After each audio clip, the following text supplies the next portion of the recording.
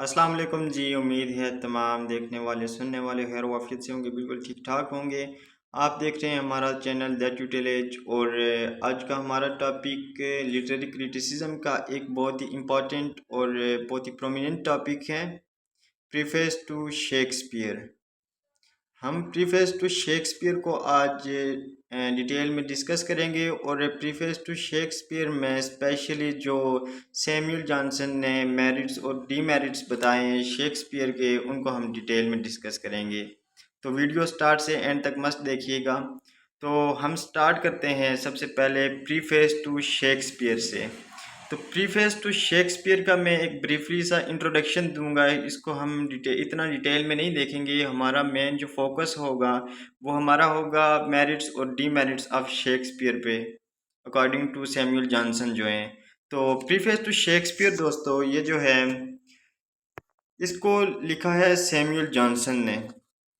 Samuel Johnson ने इसको लिखा है और ये लिखा गया है ऑलमोस्ट 1765 में, और उसने अपने इससे फेमस एक ट्रेडिशनल वर्क में लिखा है सैमुअल जॉनसन ने। अच्छा दोस्तों, ये जो प्रीफेस टू शेक्सपियर है, ये शेक्सपियर के प्लेस के बारे में एक डिटेल एनालिसिस और शेक्सपियर के बारे में एक डिटेल एनालिसिस प्रोवाइड करता है।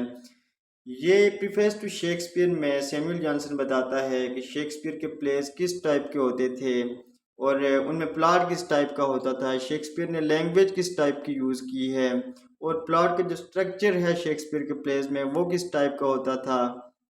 ये सारी चीज़ें उसने प्रीफेस टू शेक्सपियर में डिस्कस की हैं। अब प्रीफेस नाम से ही शो हो रहा है, जैसा कि आप कोई भी बुक खोलते हैं तो उसमें स्टार्टिंग में जो पहला पेज होता है उसमें लिखा होता है प्रीफेस। प्रीफेस का मतलब ये होता है कि वो जो पहला पेज आपका प्रीफेस का होता है वो आपकी पूरी बुक के बारे में एक इंट्रोडक्शन फ्राहम करता है कि इस बुक में क्या क्या चीज़ें हैं। इसी तरह ये जो प्रीफेस टू शेक्सपियर है, इसमें शेक्सपियर का एक इंट्रोडक्शन दिया गया है, शेक्सपियर के बारे में बताया गया है कि उसके प्लेस किस टाइप के थे, प्लॉट किस टाइप का था, लैंग्वेज किस टाइप की उसने यूज़ की है, शेक्सपियर के प्लेस में मॉरल लेसन्स थे या नहीं थे। ये सारी चीज़ें सैमुअल जॉनसन ने प्रीफेस टू शेक्सपियर में डिस्कस की हैं। नेक्स्ट है, it provides observation on characters, plot and dramatic impact.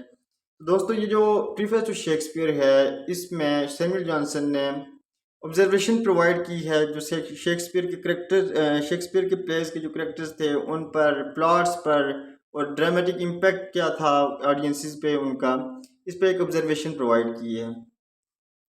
Next दोस्तों, हमारे पास आता है commentary on specific place and historical context. Samuel Johnson ने प्रीफेस टू शेक्सपियर में स्पेसिफिक प्लेस और हिस्टोरिकल कॉन्टेक्स्ट पे कमेंट्री दी है। अब दोस्तों हम आते हैं मेरिट्स ऑफ शेक्सपियर। ये हमारा आज का मेन टॉपिक है। सैमुअल जॉनसन के अकॉर्डिंग कौन कौन से शेक्सपियर के मेरिट्स हैं वो हम डिस्कस करेंगे वन बाय वन। तो सबसे पहले है poet of nature. Samuel Johnson कहता है कि Shakespeare was a poet of nature. अब यहाँ पे नेचर का मतलब क्या है? नेचर का मतलब यहाँ पे ह्यूमन नेचर भी है और नेचुरल वर्ल्ड भी है।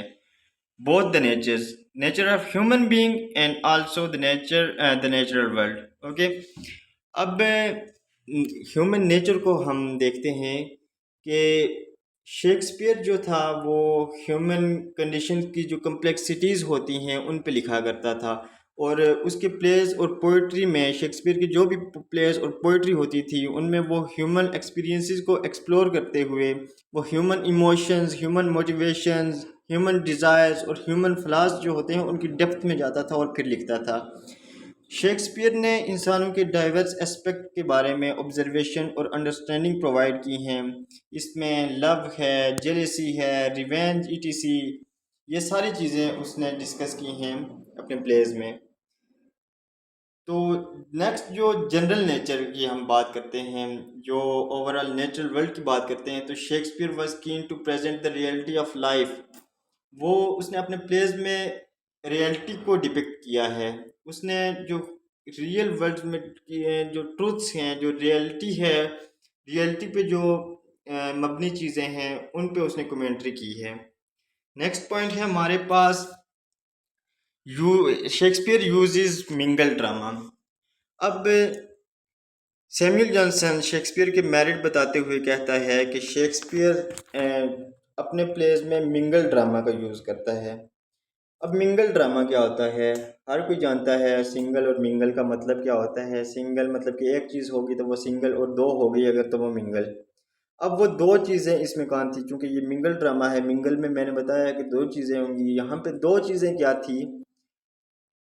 शेक्सपियर अपने प्लेज में मिंगल ड्रामा यूज़ किया करता है। मिंगल ड्रामा का मतलब है ऐसा ड्रामा जिसमें बहुत ट्रेजेडिक एलिमेंट्स भी हों और कॉमेडिक एलिमेंट्स भी हों। दोनों एलिमेंट्स एक ही प्ले में पाए जाते हों, कॉमेडिक भी और ट्रेजिक भी। अब दोस्तों, शेक्सपियर का बिलीव ये था कि life is the mixture of happiness and sorrows. Shakespeare कहता था कि लाइफ खुशियों और गमों का मिक्सचर होता है, और इन्हीं खुशियों और गमों को डिपिक्ट करने के लिए, प्रेजेंट करने के लिए वो मिंगल ड्रामा को यूज़ करता है। क्योंकि हैप्पीनेस के लिए उसने ट्रेजिडी को, कॉमेडी को यूज़ किया है, और सरोज को डिपिक्ट करने के लिए, सरोज को रिप्रेजेंट करने के लिए उसने ट्रेजिडीज़ का यूज़ किया है। अब शेक्सपियर का एक और रीज़न हो सकता है मिंगल ड्रामा यूज़ करने का अकॉर्डिंग टू जॉनसन, और वो ये है कि शेक्सपियर अपने प्लेस के थ्रू ऑडियंसिस को, और ये मिंगल ड्रामा ट्रेजिक और कॉमेडिक एलिमेंट्स यूज़ करके वो अपने ऑडियंसिस को इंगेज करना चाहता था।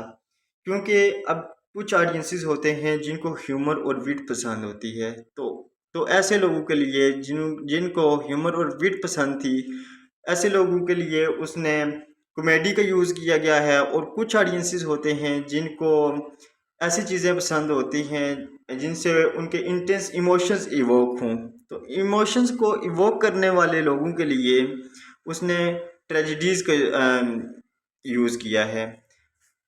अब हम आते हैं नेक्स्ट पॉइंट पे, और नेक्स्ट पॉइंट है हमारे पास सैमुअल जॉनसन कहता है in his preface to Shakespeare के शेक्सपियर जो था वो अक्सियम्स का यूज़ किया करता था और ट्रुथ्स का यूज़ किया करता था।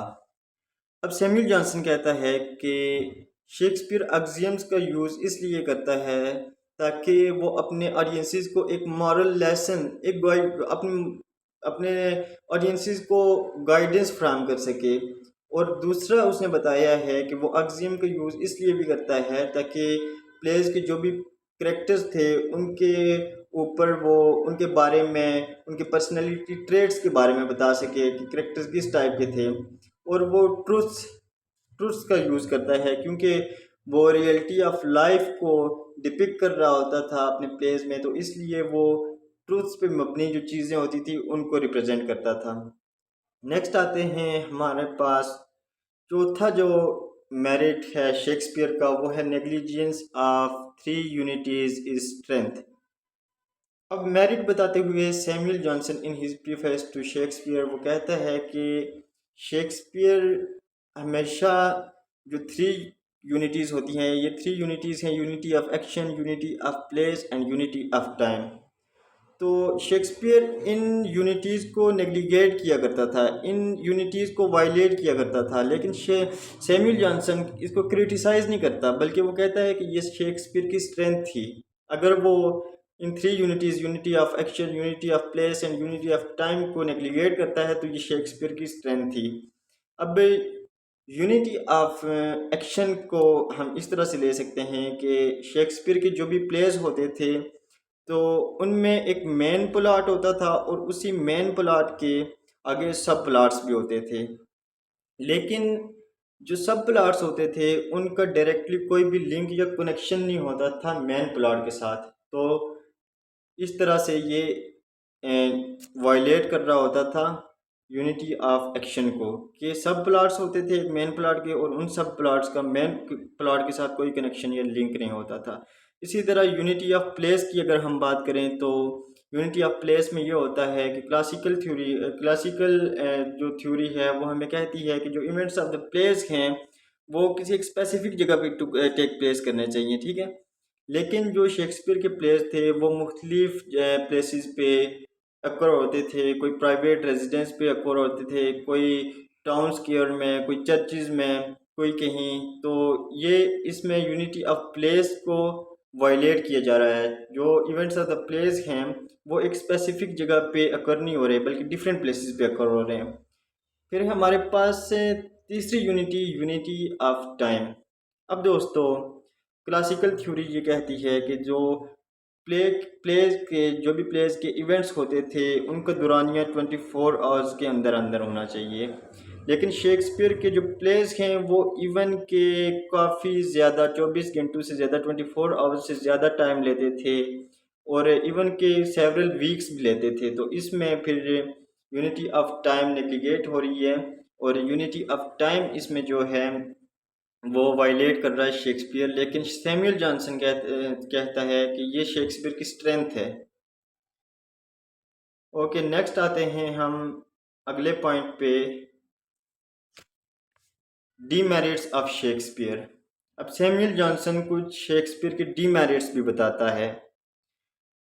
4 उसने मेरिट्स बताए शेक्सपियर के और 4 ही वो आगे बताएगा डीमेरिट्स। तो डीमेरिट्स क्या हैं उनको हम डिटेल से डिस्कस करते हैं। तो सबसे पहले हमारे पास आता है his plays offer no morality. Samuel Johnson कहता है in his preface to Shakespeare के जो भी प्लेस होते थे उनमें कोई मोरालिटी नहीं होती थी। मतलब कि शेक्सपियर के प्लेस में कोई मॉरल लेसन कन्वे नहीं होता था। अब सैमुअल जॉनसन का ये बिलीव था कि आपका कोई भी अगर लिटरेरी वर्क होता है, आपका जो भी लिटरेचर होता है, उसमें ऑडियंसिस के लिए कोई ना कोई मॉरल लेसन और कोई ना कोई गाइडेंस ज़रूर होनी चाहिए। लेकिन सैमुअल जॉनसन डीमेरिट को डिस्कस करते हुए कहता है कि शेक्सपियर के प्लेस में कोई मॉरल लेसन नहीं होता था, कोई भी गाइडेंसेस नहीं होती थी ऑडियंसिस के लिए। और शेक्सपियर के प्लेस में बहुत ज़्यादा एम्बिगुअस करेक्टर को डिपिक्ट किया जा रहा था। बहुत सारे एम्बिगुअस करेक्टर होते थे जिनके कुछ एक्शंस तस्लीम नहीं किए जा सकते, उनको कंडेम नहीं किया जा सकता। अब नेक्स्ट हमारे पास पॉइंट है use of anachronism. Samuel Johnson Shakespeare के डीमेरिट डिस्कस करते हुए कहता है कि शेक्सपियर यूज्ड एनाक्रोनिज्म। अब एनाक्रोनिज्म क्या होता है दोस्तों?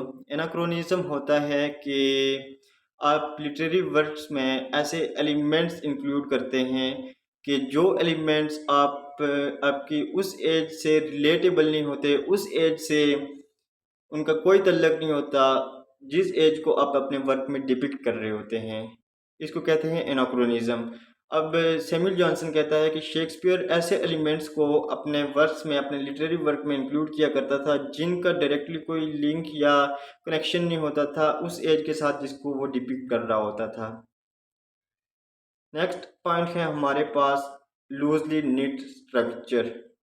अब शेक्सपियर के बारे में सैमुअल जॉनसन कहता है कि शेक्सपियर के जो प्लेस होते थे उनमें लूजली निट स्ट्रक्चर होता था, उनमें एक टाइटली बाउंडेड स्ट्रक्चर नहीं होता था। और इस टाइटली बाउंडेड स्ट्रक्चर की वजह से जो शेक्सपियर के प्लेस हैं उनमें वो वैल्यू उतनी नहीं होती थी। अब जैसे मैंने पीछे भी डिस्कस किया था कि सब प्लॉट्स होते थे और एक मेन प्लॉट होता था, और जो सब प्लॉट्स होते थे प्लेस के उनका मेन प्लॉट के साथ कोई भी डायरेक्टली कनेक्शन या लिंक नहीं होता था। तो इसका मतलब है कि इसका जो स्ट्रक्चर है वो टाइटली बाउंड नहीं था। नेक्स्ट पॉइंट है हमारे पास यूज वल्गर लैंग्वेज। वो सैमुअल जॉनसन कहता है डीमेरिट डिस्कस करते हुए कि शेक्सपियर अपने प्लेस में वल्गर लैंग्वेज का यूज़ किया करता था। अब वल्गर लैंग्वेज क्या होती है कि वल्गर लैंग्वेज ऐसी लैंग्वेज होती है जिसको हम हिंदी या उर्दू में नाजेबा लैंग्वेज कह सकते हैं, जो कि पब्लिक के सामने जिस लैंग्वेज को यूज़ नहीं किया जा सकता, ऐसी लैंग्वेज वो शेक्सपियर अपने प्लेस में यूज़ किया करता था। और सैमुअल जॉनसन कहता है कि ऐसी लैंग्वेज होती थी जो कि ऑडियंसिस के लिए सूटेबल नहीं होती थी और जो कि स्टेज पे परफॉर्म करने के लिए सूटेबल नहीं होती थी। तो ये थे शेक्सपियर के मेरिट्स और डीमेरिट्स। अब मिलते हैं हम लिटरेरी क्रिटिसिज्म की नेक्स्ट वीडियो में। अल्लाह निगहबान।